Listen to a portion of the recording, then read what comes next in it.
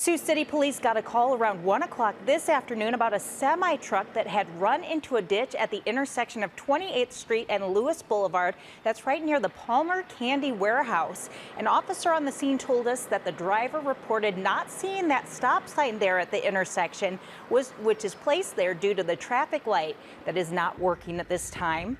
The semi-truck driver then reportedly ran into the ditch to avoid hitting the vehicle in front of him. Traffic was brought down to one lane going southbound on Lewis Boulevard, and there were no major injuries reported.